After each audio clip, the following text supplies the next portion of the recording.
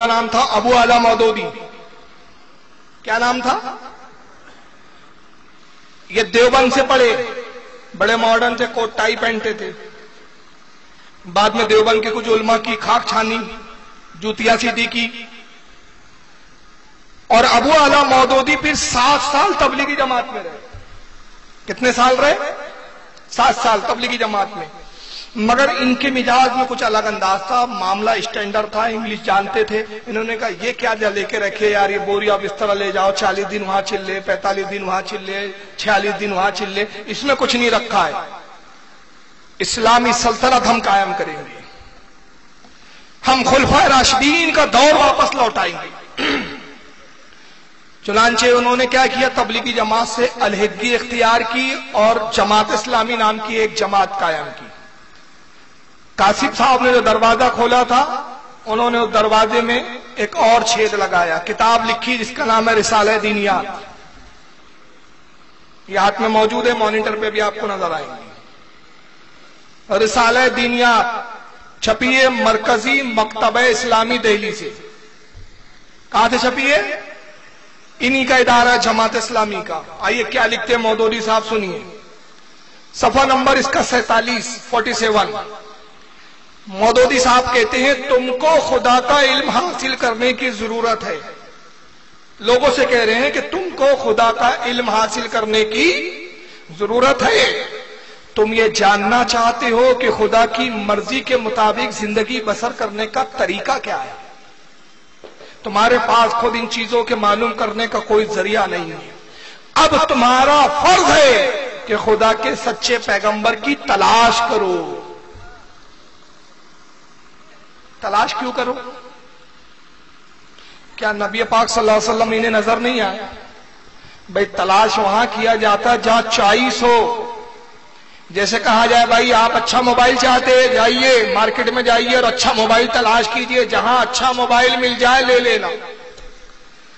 مگر جہاں یہ ہو کہ بھائی اس کمپنی کا یہی موبائل سب سے بہترین ہے اور اس سے بہترین کوئی ہے ہی نہیں، تو آدمی سیدھا اس کمپنی کے شو روم میں جاتا ہے، وہ موبائل لے لیتا ہے، تلاش نہیں کرتا.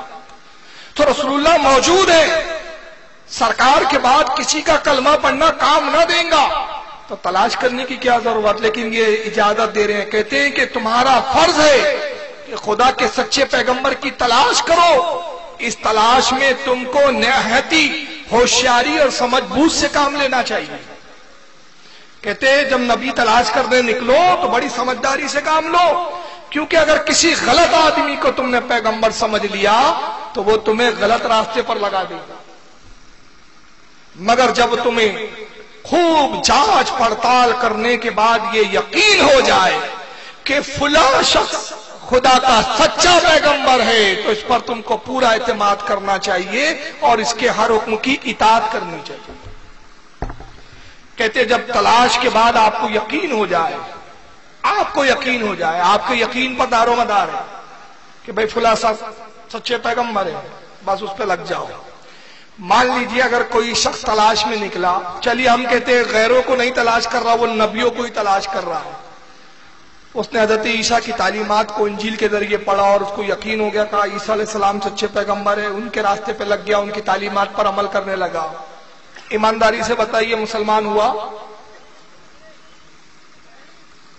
ہوا کہ نہیں ہوا؟ حالانکہ عیسیٰ علیہ السلام پیغمبر ہے. کسی نے توریت پڑھی، توریت کے ذریعے نبی کو تلاش کر رہا ہے، سمجھنے کی کوشش کر رہا ہے. قرآن بھی پڑھا، توریت بھی پڑھی، انجیل بھی پڑھا، زبور بھی پڑھی، مگر توریت اسے اچھی لگی، اس نے کہا موسیٰ علیہ السلام سچے پیغمبر ہے، لہذا میں موسیٰ پہ رک جاتا ہوں، آگے بڑھنے کی ضرورت نہیں. مسلمان ہوا؟ نہیں. کیوں؟ اس لیے کہ رسول اللہ پر ایمان لانے کے سوا چارہ کار نہیں ہے. خود اللہ کے نبی ارشاد فرماتے ہیں کہ اگر میرے زمانے میں موسیٰ آ جائے اور تم مجھے چھوڑ کر موسیٰ کی پیروی کرنے لگو تو گمراہ ہو جاؤ گے. موسیٰ کو بھی میری پیروی کے سوا کوئی چارہ نہیں، موسیٰ کو بھی میری پیروی کرنی پڑے گی. لیکن ایک صاحب نے کہا پیدا ہو سکتے ہیں، دوسرے صاحب خود نبی بن کر بیٹھ گئے، اور تیسرے صاحب نے کہا کہ نہیں، نبی کی تلاش کو جاری رکھنا چاہیے. جن کے یہ عقیدے ہیں کہ جو رسول اللہ کی موجودگی کے باوجود، سرکار کے نبی ہونے کے باوجود نعوذ باللہ من ذالک نئے نبیوں کو تلاش کرتے پھر رہے ہیں، جن کے گھر میں اتنا بڑا کفر پنپ رہا ہو، وہ اپنے کفر کو چھپانے کے لیے ہمیں مشرک کہتے ہیں۔ بات وہ عقیدے پہ نہیں کرتے، بلکہ کرتے کن پر؟ درگاہوں پر، مزارات پر، فاتحہ پر، نظر و نیاز پر۔ غوث اعظم اور شنکر میں ان کو فرق نظر نہیں آ رہا ہے، ذاکر نائک کو مندر میں اور اللہ کے اولیاء کی بارگاہوں میں فرق نظر نہیں آ رہا ہے، مگر ان کو اپنے گھر کی خبر نہیں آئی ہے۔ دیوبندی ان کے بہت بڑے ایک شیخ الحدیث، بہت بڑے علامہ، جن کو یہ غوث العالم بھی کہتے ہیں، ان کا نام ہے مولوی رشید احمد گنگوہی صاحب۔ ان کی کتاب دیکھیے، ابھی ایک نیا سیشن ہے یہاں سے، نئی چیز، کتاب کا نام ہے تذکرۃ الرشید، دکھ رہی ہے آپ کو؟ لکھنے والے حضرت مولانا محمد عاشق الہی صاحب میرٹھی۔ مولوی رشید احمد گنگوہی کے یہ شاگرد و خلیفہ ہے۔ اب ذرا رشتہ داری بھی تو سن لو یار، ورنہ پھر تبلیغ والے یہاں بیٹھے ہوں گے تو کہیں گے مولانا رشید احمد گنگوہی سے ہمارا کوئی لینا دینا نہیں، وہ دیوبند کے۔ تو ان سے پوچھئے کہ تبلیغی جماعت والوں آپ کا تعلق کس سے؟ تو کہیں گے ہمارا تعلق مولانا الیاس دہلوی صاحب سے۔ تو میں رشتہ داری بتا دوں، ان کو خود نہیں پتا، بڑی عجیب بات ہے، خاندان ان کا ہے، سجرہ ہمیں سنبھال کے رکھنا پڑتا ہے۔ ان کو خود نہیں پتا کہ ہمارے ابا دادا باپ دادا کون ہیں۔ مولوی الیاس دہلوی صاحب جو ہیں، جنہوں نے تبلیغی جماعت بنائی، ان کی نانی اور مولانا اشرف علی تھانوی کی نانی ایک ہی ہے، یہ رشتہ داریاں ہیں، سجرہ سنیں۔ مولوی رشید احمد گنگوہی پیر و مرشد مولانا الیاس دہلوی صاحب کے۔ مولانا الیاس مرید کس سے ہوئے؟ مولانا رشید احمد، میں مولانا اس لیے بولتا ہوں، علماء اعتراض کرتے ہیں کیونکہ پھر مولوی والی بولو تو دیوبندیوں کو برا لگتا ہے، تو ان کے مولانا، ہمارے مولانا نہیں ہے، میں ان کی طرف سے کہہ رہا ہوں۔ مولانا رشید احمد گنگوہی صاحب پیر صاحب ہے، کن کے؟ مولانا الیاس دہلوی صاحب کے۔ اب مولانا رشید احمد گنگوہی کے ایک بہت بڑے خلیفہ اور مرید اور ان کے شاگرد گزرے، ان کا نام ہے مولانا خلیل احمد امبیٹھوی، ان کا بھی ابھی ذکر آئیں گا، وہ استاد ہے مولانا الیاس دہلوی صاحب کے۔ فضائل اعمال جس نے لکھی، جو ان کی درسی کتاب ہے، جس کو بغل میں لے کے گھومتے ہیں، اور اس کا مقام کتنا بلند ہے، انہی کے دیوبند کے ایک مولوی صاحب ہے، انہوں نے کتاب لکھی ہے، ابھی حال ہی میں چھپی ہے، میں لایا نہیں ہوں حالانکہ، لیکن وہ کتاب موجود ہے اور نیٹ پر بھی وہ کتاب موجود ہے۔ اس کتاب کا نام ہے کچھ یادیں۔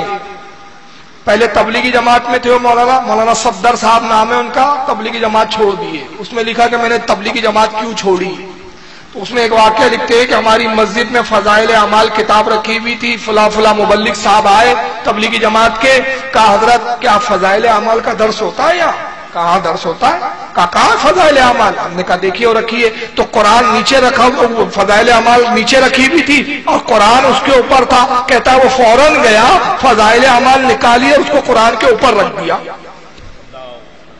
تو یہ کہتے ہیں کہ میں نے کہا کہ یہ کیا بات ہے، قرآن کے اوپر تم نے فضائل اعمال رکھ دی؟ کہا حضرت جتنا فائدہ امت کو اس کتاب سے پہنچا ہے، اتنا فائدہ تو قرآن سے بھی نہیں پہنچا ہے۔ یہ ان کے گھر کی شہادت ہے۔ اور قرآن کی عزت کیا، اگر دیکھنا ہو، میں کیا کہوں، اہل کٹیار آپ موجود ہیں، آپ کو یاد ہوگا کٹیار کا مناظرہ، اس کا ویڈیو بھی موجود ہے کہ طاہر گیا بھی کرسی پہ بیٹھا ہے اور حدیث کی اور قرآن اور حدیث کی کتابیں اس کے پیروں کے پاس رکھی ہوئی ہے۔ اور جب مفتی مطیع الرحمان صاحب کی بلانی کھڑے ہو کر اس کے مطالبہ کیا کہ کتابوں کو، قرآن کو اوپر رکھو، تو اس نے کہا 3 منزلے کی بلڈنگ نہیں ہوتی ہے کیا؟ 3 فلور کی بلڈنگ ہوتی ہے، نیچے بھی قرآن، اس کے اوپر والی فلور پہ بھی قرآن، اس کے اوپر انسان رہتے، بس ایسے ہی سمجھ لو۔ اب اس بیوقوف کو کون سمجھائے کہ فلور میں عذر شرعی کی بنیاد ہے، عذر ہے، یہاں عذر تھوڑی ہے، تو قرآن کی ویلو نہیں ہے ان کیا۔ تو فضائل اعمال جس نے لکھی، مولانا زکریا صاحب، وہ کون تھے؟ مولانا قاسم نانا طوی، دارالعلوم دیوبند کے، جنہیں بانی بتایا گیا، جنہوں نے تحذیر الناس کی، جنہوں نے کہا نبی آ سکتا ہے، ان کے سگے پوتے ہیں، یہ رشتہ داری ہیں۔ بہرحال مولوی رشید احمد گنگوہی پیر و مرشد، پیر صاحب مولانا الیاس دہلوی صاحب کے، وہ کیا کہتے ذرا سنیے۔ مولانا عاشق الہی نے جلد نمبر 2 صفحہ 287 پر ان کا بیان لکھا کہتے اسی ضمن میں حضرت امام ربانی نے ارشاد فرمایا کہ رام اور کنہیا اچھے لوگ تھے، پچھلوں نے کیا کا کیا بنا دیا۔ ابھی آگے آگے دیکھیے ہوتا ہے کیا، ابتدائے عشق ہے اور ہوتا ہے کیا، آگے آگے دیکھیے ہوتا ہے کیا۔ تذکرۃ الرشید میں مولانا رشید احمد گنگوئی کہتے ہیں کہ رام اور کرشن اچھے لوگ تھے۔ کیسے لوگ تھے یہ؟ وہ تو اچھے تھے مگر غوث اعظم اور شنکر میں کوئی فرق نہیں ہے، معاذ اللہ۔ آئیے اس کے بعد ایک کتاب دیکھیں، یہ تفہیمات، یہ میرے ہاتھ میں اس وقت موجود ہے، دیکھ لیں۔ اس کی جلد نمبر 1 ہے، لکھنے والے ابو اعلیٰ مودودی،